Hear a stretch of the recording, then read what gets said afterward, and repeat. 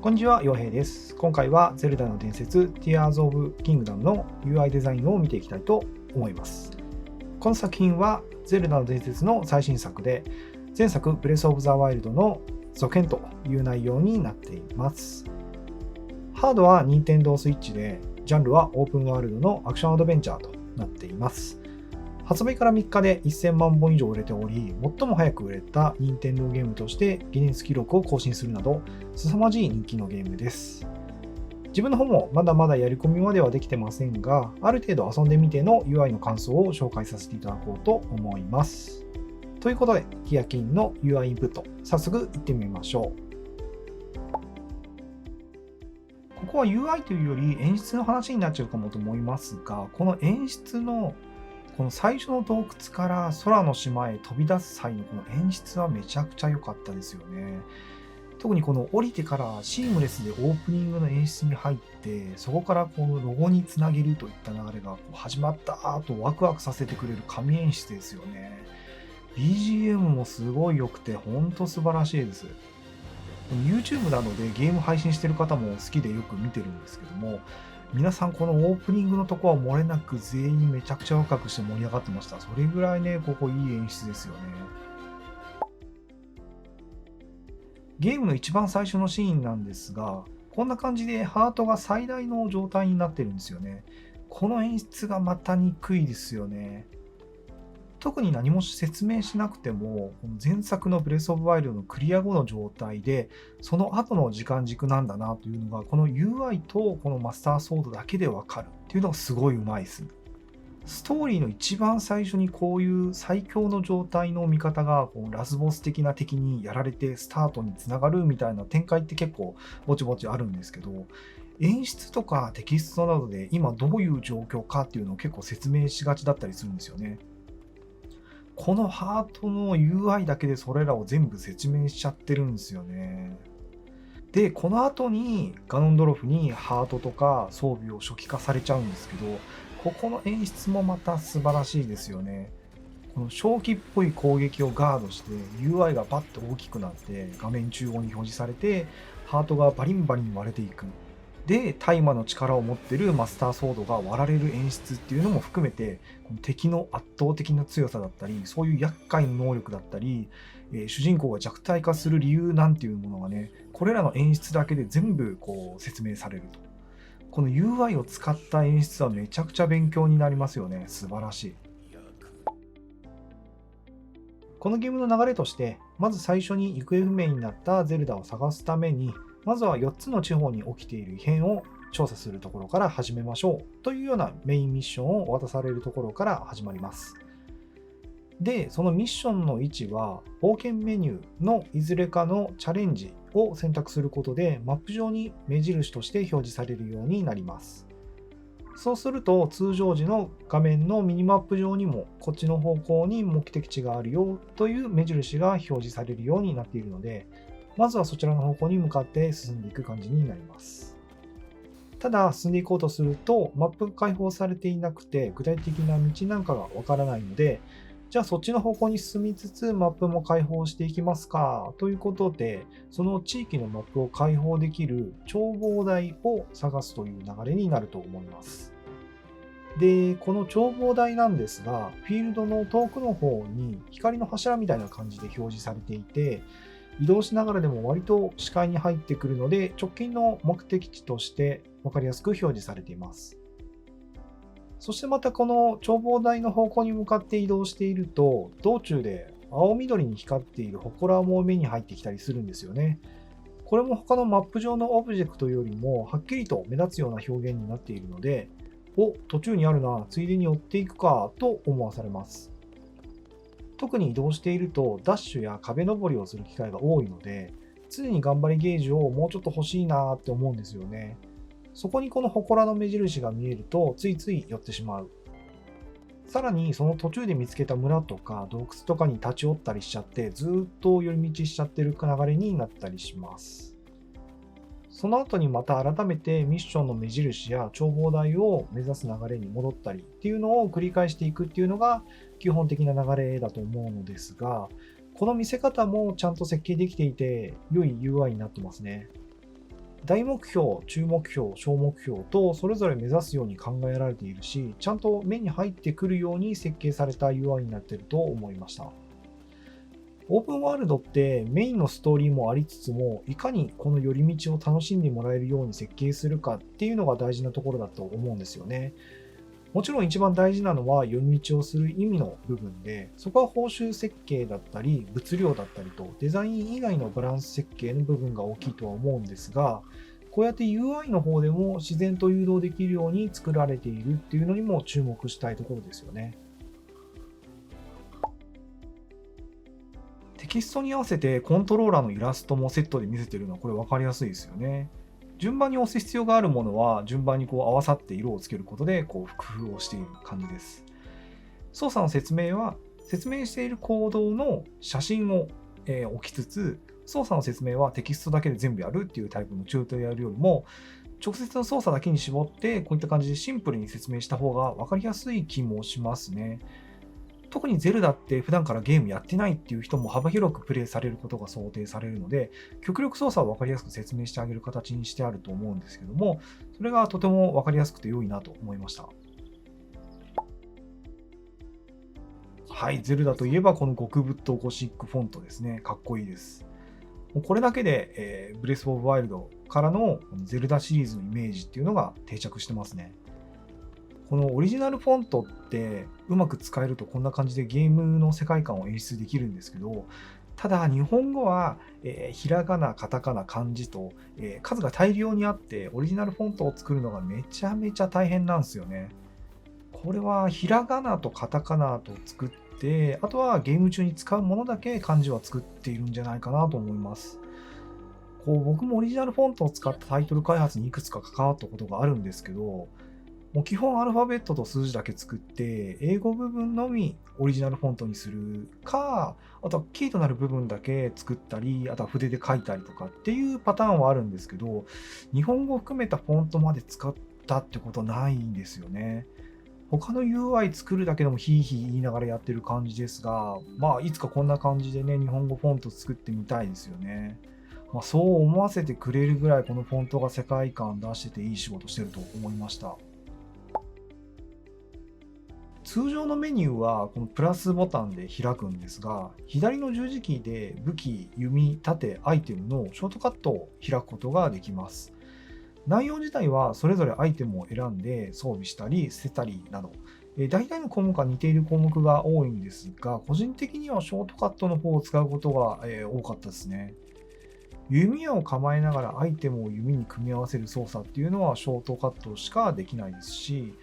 普段の動線で考えれば L で機能のメニューを開いて、その中から組み合わせるっていう機能を選んで、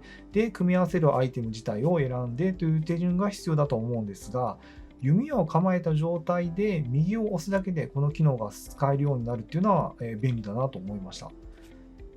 ういったアクション中のゲームっていうのは、仮にそのやってる内容が同じだとしても、画面を覆うメニューが全面に表示されて項目を選択して、ボタンで決定を押して閉じるっていう、一般的な流れの UI よりも、なんかボタンを押してる間だけ小スペースの UI が表示されて、いろいろと決定するとかの操作をやった後にボタンを離すっていうことで決定されるっていうタイプの UI の方が、時間を一時停止している感じが出て、戦闘に集中できるのかもしれませんね。ただ、武器とかアイテムの数がちょっと増えてくると、このショートカットの横一列内のスペースから選択したいものを探すのがちょっと時間がかかるようになってきたので、そこだけちょっとね、気にはなりました。会話中の選択肢の UI なんですが、この一番下の選択肢がキャンセルとか、あとは否定的な扱いの内容になっていて、そこだけ B ボタンで選択できるように基本的にはなっています。これがあるだけで、この2択の選択肢の場合、A か B のどちらかを押すだけで、左スティックを動かさずに選択できるようになっています。また、3択以上の UI の場合は、キャンセル以外の選択肢っていうのが結構情報を教えてもらえるっていう内容で、もろもろ話を聞いた後に最終的に、キャンセルの選択をして終わるっていう内容の選択肢もあるんですが、そういった場合に特に聞きたくないっていう人や、間違えて2度目以降に話しかけてしまった人なんかは、普通は左スティックで下を何度か押して A を押すっていう動線になるんですが、B にキャンセルが設定してあることで、ここの操作がワンボタンで済みます。そんな程度のわずかな違いにも思えますけど、こういった操作っていうのはゲーム中に何度も頻繁に起こることになるので、無意識にでもユーザーのストレスが変わってくると思います。様々な所持アイテムを一覧で見せてくれる画面です。それぞれのカテゴリーを L ボタンと R ボタンで切り替える形になっていますが、前作のブレワイでは大カテゴリーは L ボタン、R ボタンで、その中の中カテゴリーは R スティックで切り替えて、機能やアイコン自体は L スティックで移動させるというような内容だったんですが、そこで誤作動している人っていうのもいたようで、今回はそこを大カテゴリーはプラスボタン、マイナスボタン、中カテゴリーを L ボタン、R ボタンに修正されていますね。個人的にはここよりもさらにこのアイテムを手に入れた際の挙動っていうのをちょっと紹介したくて、で拾った後にメニューを開くと、そのアイテムにカテゴリーとカーソルがあった状態になってます。ここはデフォルトの位置に固定されていたり、前回メニューを閉じた状態で開かれたりっていう風になっているゲームもあるんですけど、個人的にはこの直近で手に入れたものにカーソルが合っている状態の方が便利だなと思いました。もちろんそのゲームの内容によって一番頻度が高いコードに合わせて設定するべきではありますが、こういったところって割と普通に作っていると見落としがちだったりするんですよね。地味で細かいとこなんですが、こういった気配りがあるかどうかが UI としてとても重要なところですし、むしろユーザー的にはこういう細かいところにストレスを感じてクソ UI だって思ったりするポイントなので、とても良いポイントかなと思いました。こちらも先ほどの内容と近いのですが、宝箱を開けた際に所持アイテムがいっぱいだった際の UI も良かったです。というのも、前作のブレスオブワイルドではアイテムがいっぱいだった際は、そのまま宝箱が閉じられて、一旦所持アイテムの何かを捨てるなどして、再度宝箱を開けるっていう流れで、手間が多くて少しストレスだったんですが、今作はそこが改善されてて、所持アイテムがいっぱいだった際は、その場で所持アイテムを捨てて、新しいアイテムに入れ替えることができるようになっています。本当に細かいところではありますが、ここも改善されているだけでかなり手触りとしては便利になった印象が強かったので、改めて細部の重要性っていうのを感じました。このゲームの回復素材って、食べられる素材を拾って、それを組み合わせて料理することで回復量の高いアイテムを手に入れて持ち歩くっていうのがメインになってくるんですが、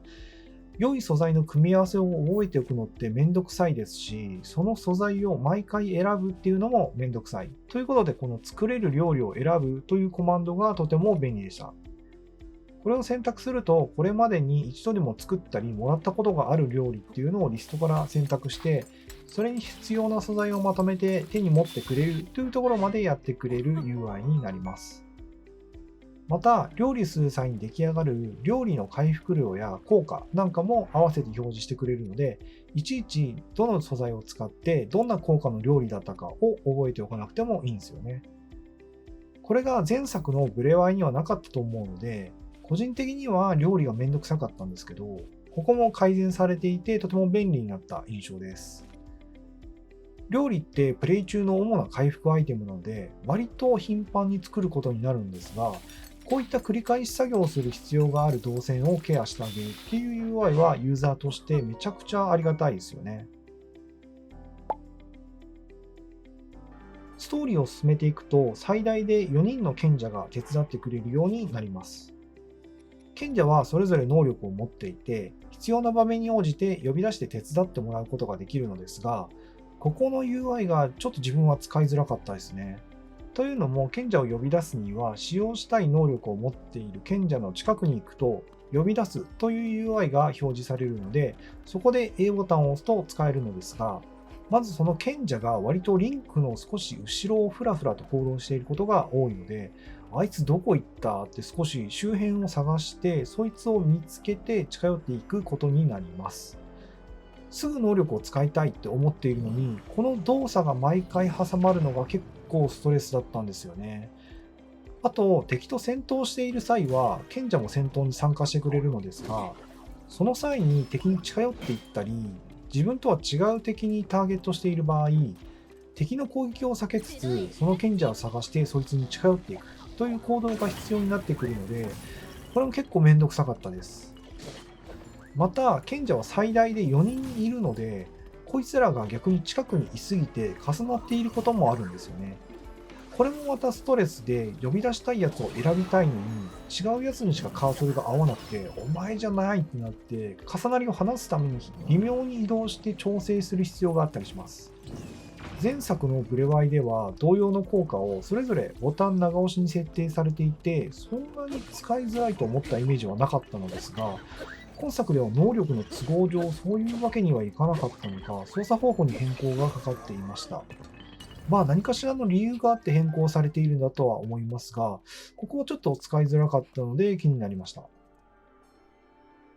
はい、という感じでゼルダのデスティア・オブ・キングダムの UI について思ったことをまとめてみました。